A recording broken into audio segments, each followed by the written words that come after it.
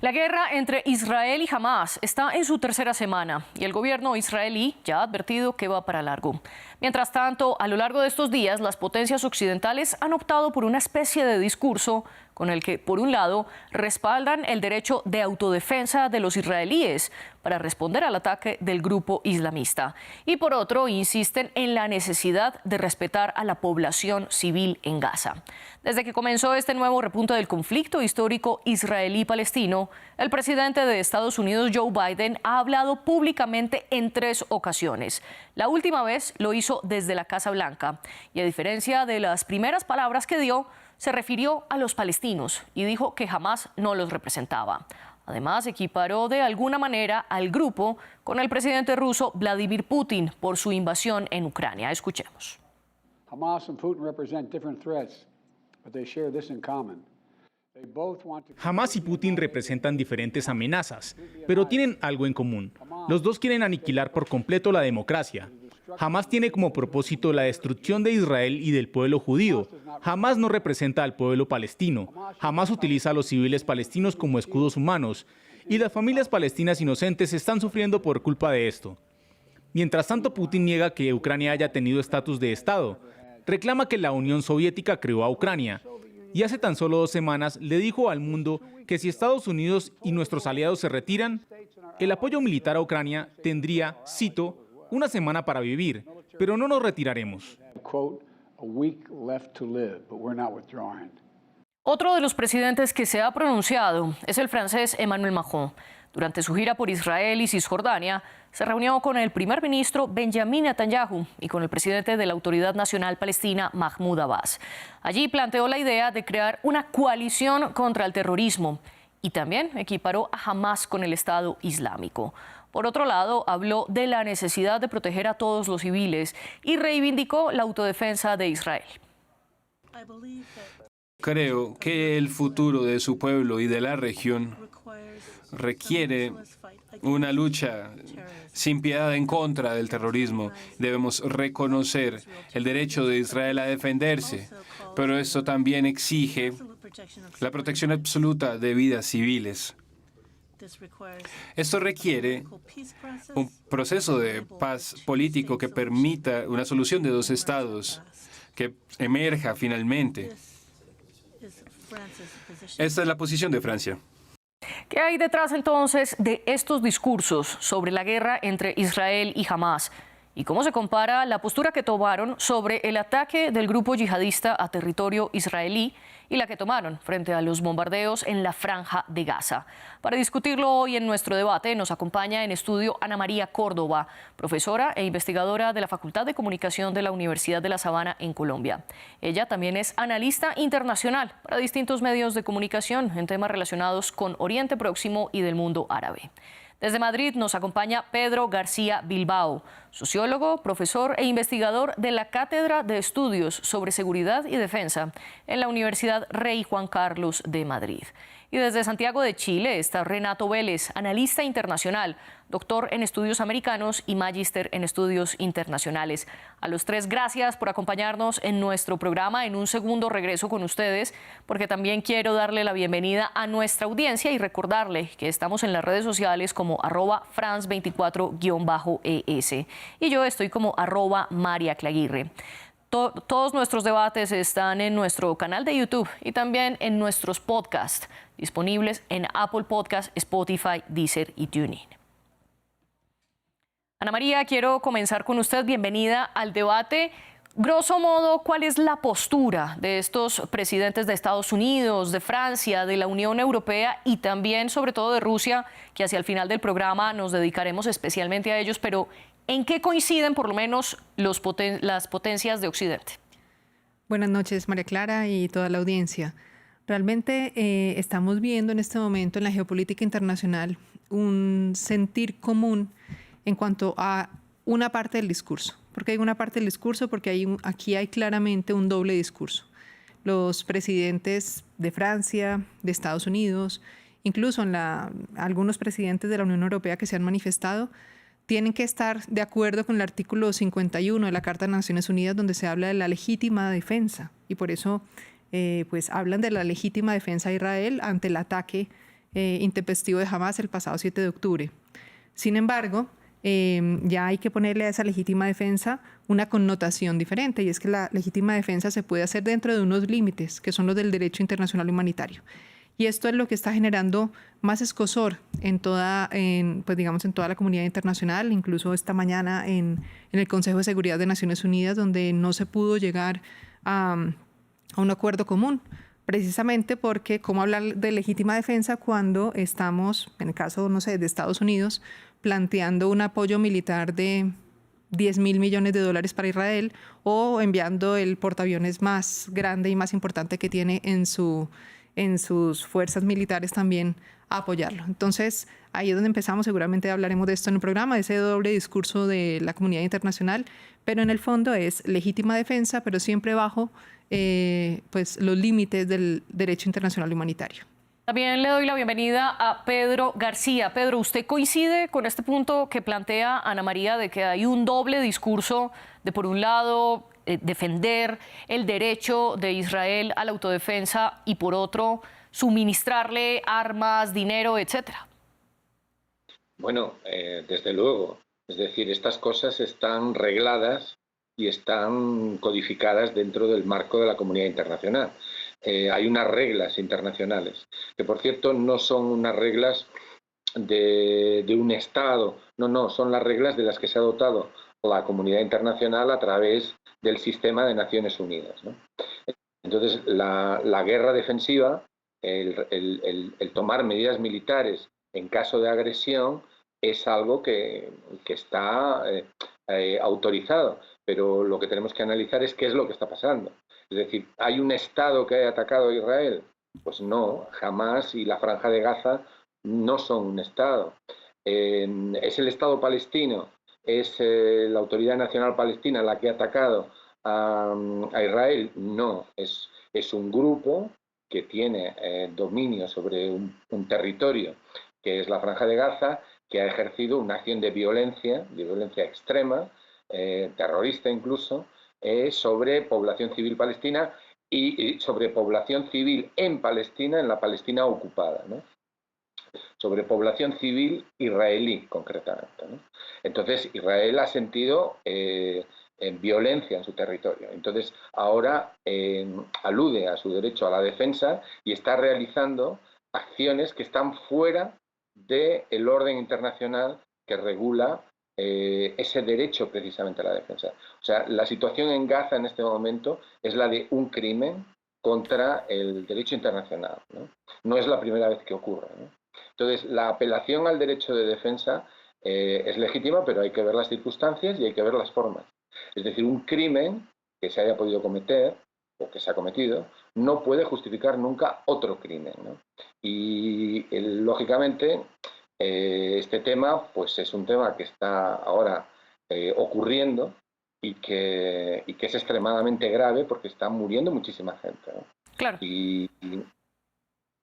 Lo interrumpo, Pedro, para darle también paso a Renato Vélez. Renato, bienvenido también al debate. Con usted quiero profundizar en un punto del que ya comenzó a hablar Pedro, y es este derecho a la autodefensa y los límites que tiene. ¿Cómo comprenderlo cuando es Hamás el que ataca a Israel y no un Estado? Bueno, es bien compleja esta situación porque tenemos la situación en la que Palestina no es un Estado, no es un Estado reconocido como tal por la comunidad internacional, a pesar de que hay países que reconocen el Estado de Palestina. Es una entidad que tiene el gobierno en la práctica fragmentado, ¿no es cierto? Tenemos la Autoridad Nacional Palestina en Cisjordania, que es liderada por el Fatah, en Gaza gobierna Hamás.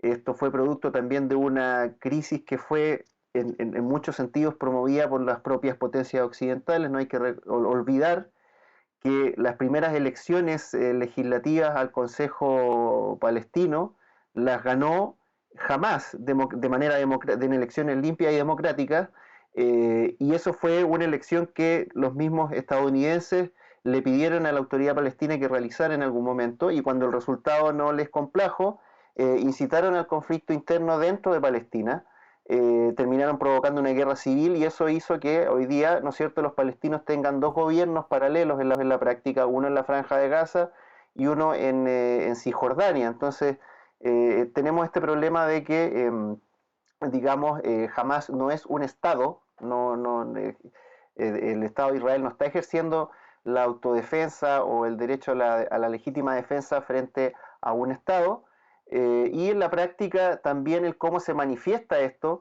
es a todas luces una violación del derecho internacional humanitario. Ya hablábamos, ¿no es cierto?, recién de esta cuestión de las normas del derecho internacional humanitario o de las normas que regulan, ¿no es cierto?, los conflictos internacionales, pero hoy día tenemos que ciertos países, ¿no es cierto?, invocando otra cosa que ellos llaman el Rules-Based International Order, que está por encima del derecho internacional, a veces pasan por encima del derecho internacional, violan el derecho internacional humanitario y se salen con la suya, ¿ya? Y en este caso, y redondeando, lo que buscan los países occidentales al emitir estas declaraciones de nosotros apoyamos la legítima defensa del Estado de Israel, pero condenamos o no validamos la violación del derecho internacional humanitario, son una forma de decir, darle a Israel un cheque en blanco, porque todos sabemos que cuando llegue el momento de que el Consejo de Seguridad de Naciones Unidas actúe para condenar las violaciones al derecho internacional humanitario, Estados Unidos,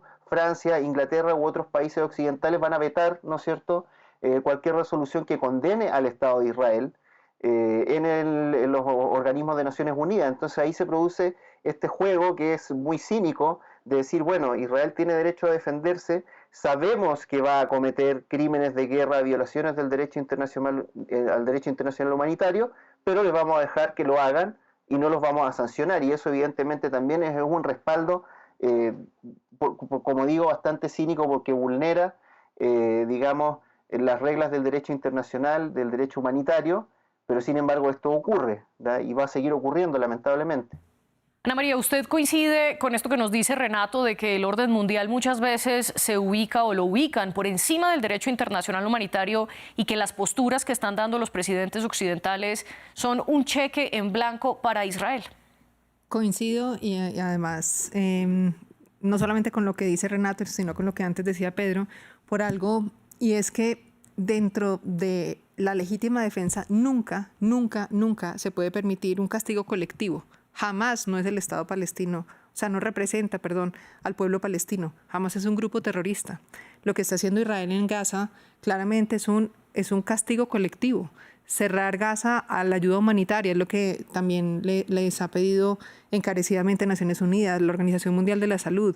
Los hospitales están en este momento colapsados, no solamente por el incremento de personas, sino porque no tienen insumos, no tienen gasolina para las plantas. O sea, hay un montón de situaciones que yo lo quisiera poner en esos términos, y es la prohibición a un castigo colectivo.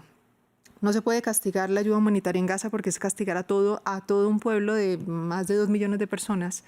Y la otra cosa que nos lleva a pensar, y es que pues, en este momento parte de lo que pide el derecho internacional humanitario para la legítima defensa es que se pueda establecer una diferencia clara entre civiles y combatientes. En Gaza es imposible en este momento poder definir qué es un objetivo militar y qué es un objetivo civil, o cuál es, pues digamos, un lugar mayoritariamente poblado por civiles.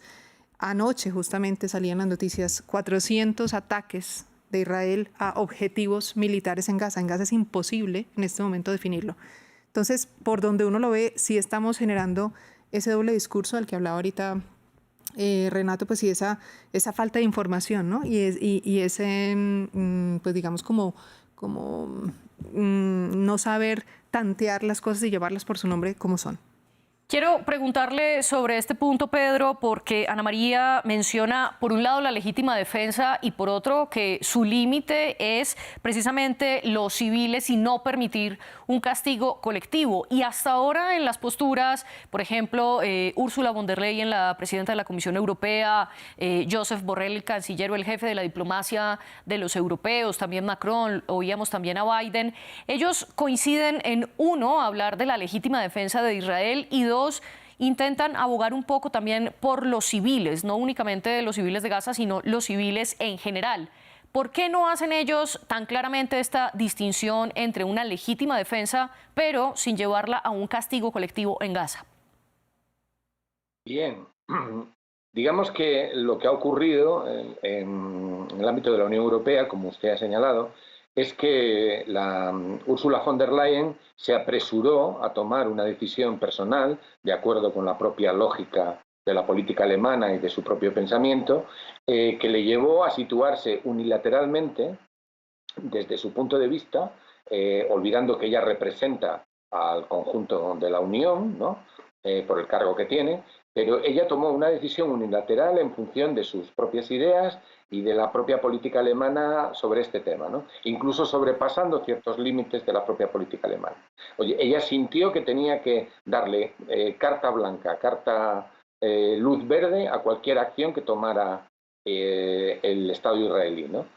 Justo cuando prácticamente el ministro de Defensa de Israel había dicho que iban a suspender cualquier tipo de regla de enfrentamiento en las acciones militares que se iban a ordenar. Es decir, cuando el propio ministro de Defensa de Israel estaba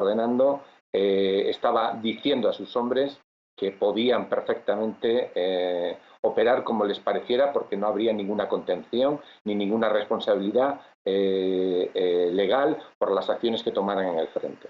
Bueno, entonces, en ese sentido, Ursula von der Leyen se sobrepasó totalmente, hasta el punto de que incluso el portavoz de la diplomacia europea, de la Unión Europea, el comisario de Relaciones Exteriores de la Unión Europea, se vio obligado a entrar a matizar eso, ¿no? A decir que la Unión Europea no cuestionaba el derecho del Estado de Israel a defenderse, pero que había un límite, que era el límite del derecho internacional, y desde luego el no cometer lesiones contra el derecho internacional que preserva a los civiles, ¿no? Es decir, ¿cómo llegaría a ser la posición de Ursula von der Leyen, que incluso por él se vio obligado en cierto modo a desmentirla, ¿no? Entonces, y Pedro, aquí solo una pregunta para acotar, y es, ¿qué tanto tiene que ver la elección para elegir al próximo presidente o presidenta de la Comisión Europea? Bueno, claro. Bueno, eso es un telón de fondo, es decir, no forma parte de los debates en este momento sobre la elección de ese puesto, este problema en concreto. Es decir, esto ha sido un problema que ha estallado y que ha provocado que la Unión Europea se haya quedado completamente descolocada, porque la Unión Europea tiene graves problemas para conseguir una política exterior conjunta, ¿no? Y respecto de algunos problemas en concreto, y por ejemplo el problema que se da en Oriente Próximo, en Israel y en Palestina, es difícil mantener para la Unión Europea una posición conjunta, ¿no? Entonces no son tanto problemas de la Unión Europea en su conjunto, sino que las políticas internas de cada país acaban reflejándose en las declaraciones de sus portavoces, ¿no? Sí. Dicho esto, habría que decir que la Unión Europea tiene una actitud muy proclive a dar manos libres al gobierno de Netanyahu, clarísimamente, lo cual es muy grave, porque si bien Israel siempre se le caracteriza como un Estado democrático, no hay que olvidar que es un Estado democrático que en este momento está gobernado por una coalición de extrema derecha y que tiene un componente pues muy poco proclive al mantenimiento del respeto a la legalidad internacional en estos temas. Renato, quiero volver con usted porque anteriormente usted mencionaba las elecciones de 2006 en el que el grupo Hamás, el grupo político, el lado político, fue elegido y ganó las elecciones parlamentarias en la Franja de Gaza y luego sacó por la fuerza a la Autoridad Nacional Palestina, y desde entonces la Autoridad Nacional Palestina no tiene ninguna injerencia política en la Franja de Gaza, sino únicamente en Cisjordania. Le quiero preguntar esto porque el presidente Macron hace una comparación entre Hamás y el Estado Islámico. Por un lado, ¿usted cree que esa comparación hay lugar para ella? Y segundo, más allá de las condenas del ataque de Hamás a Israel, ¿cómo pueden ayudar los líderes occidentales también en contra de lo que hizo Hamás?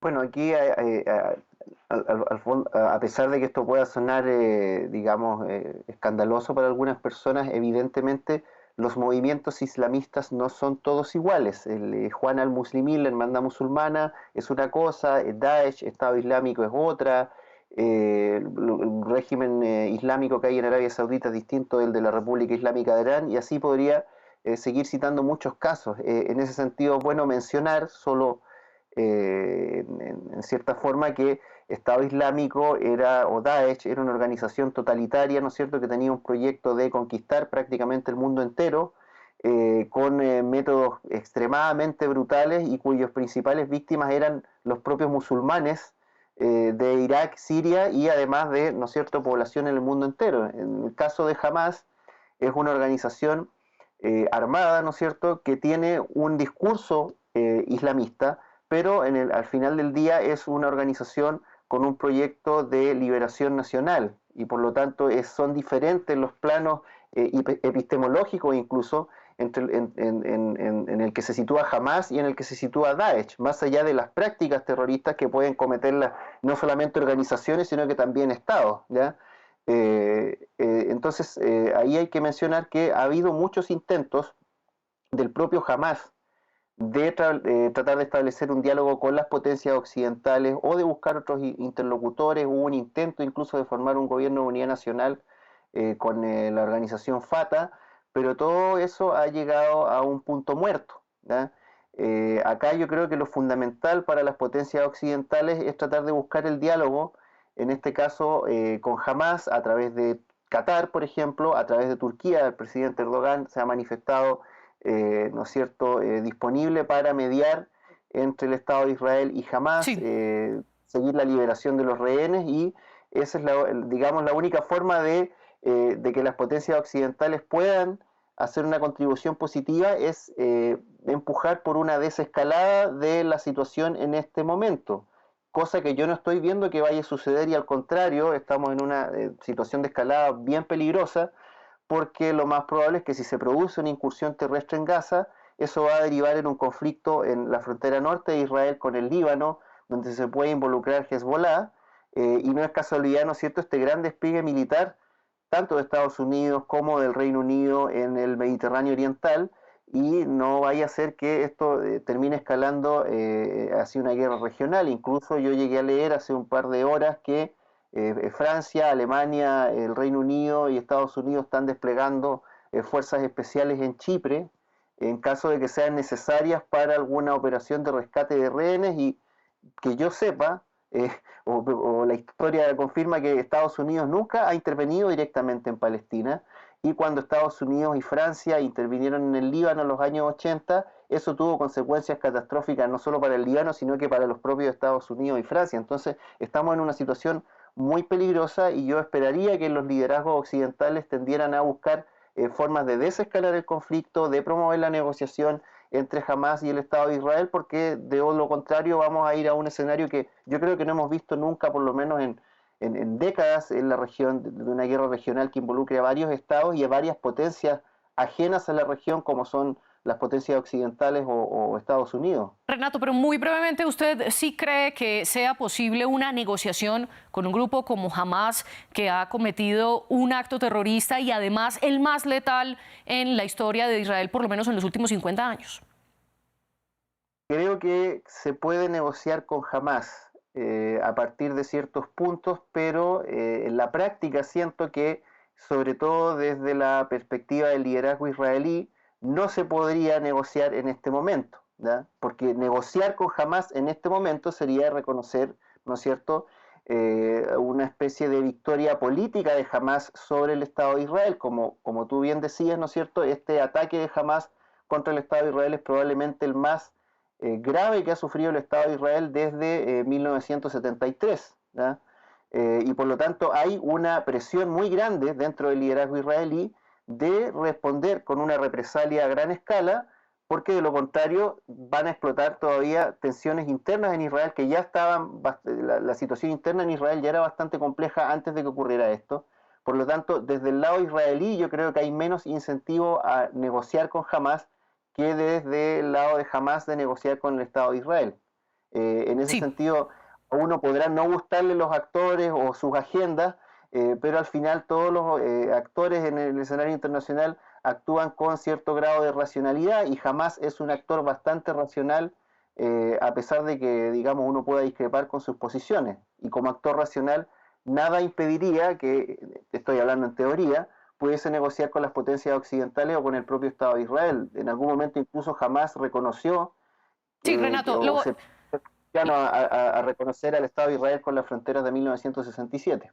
lo voy a interrumpir precisamente para darle la potestad a Ana María de que pueda hacer un comentario sobre todo esto que estamos discutiendo, sobre si Hamás es o no un actor racional con el que se puede negociar o, como dicen muchas potencias occidentales, con el que hay que acabar por la fuerza. Yo creo que hay que reconocer que Hamás tiene sus dos brazos, el brazo militar y el brazo político. Como decía ahorita Renato, el brazo político se lanzó a las urnas y el brazo político ganó las elecciones del 2006, gústele o no le gústele a la comunidad internacional. Con lo cual, el brazo político ha buscado ese reconocimiento y ha buscado también la aprobación del pueblo. El brazo militar nunca pues, se podrá reconocer en el sentido de que es terrorismo y el terrorismo hay que vencerlo, por supuesto. Pero estoy de acuerdo con que los países occidentales pueden llegar a tener una interlocución con Hamás, pero no lo han querido hacer por no reconocer, sobre todo Estados Unidos desde el primer momento, no quiso reconocer las elecciones. Y al no reconocer el resultado de las elecciones nos llevó a una guerra civil palestina en los últimos años, ¿no? Entre los partidarios de Hamás y los de Fatah, unos en Gaza, otros en Cisjordania. Entonces, de alguna manera, se ha partido el ambiente político en los palestinos, pero Hamás quiere tener un acercamiento desde su brazo político a la comunidad internacional, pero pues hay que mirar los puntos, porque aquí en este conflicto hay unos puntos que son claves y que ellos nunca los han querido mover. Lo más, a mi modo de ver, lo más llamativo es que desde su carta fundacional en 1987 jamás se había manifestado como contrario a la creación de cualquier Estado israelí. Y ya que haya pasado a estamos abiertos a que se cree un Estado israelí en las fronteras de 1900, pues previo a las fronteras del 67, ya hay un cambio en su política internacional. Hacíamos un análisis sobre la comparación que ha habido sobre la mesa entre Hamás y el Estado Islámico. Ana María, ahora quiero preguntarle sobre otra comparación que han puesto diferentes personajes en toda esta discusión y es Rusia e Israel como fuerzas ocupantes, Rusia de Ucrania e Israel de los territorios palestinos. ¿Para usted hay lugar a esta comparación o no tiene absolutamente nada que ver? Bueno, aquí tenemos dos conflictos diferentes. En cuanto a que Hamás no es un Estado, Ucrania es un Estado. Empezando por ahí, ya tenemos una disparidad de fuerzas en el tablero. De todas maneras, sí tenemos ocupación. Y es una ocupación que no lo digo yo, y creo que la comunidad internacional ha sido muy clara que desde 1967 Israel tiene unos territorios ocupados que debe devolver. Y ahí es parte de lo que no se ha llegado al acuerdo, es justamente por esto. Los acuerdos de Oslo cayeron pues por todo lo que ha sido la ocupación y lo que ha significado la ocupación de Israel de la Franja de Gaza, de los Altos del Golán, de Cisjordania.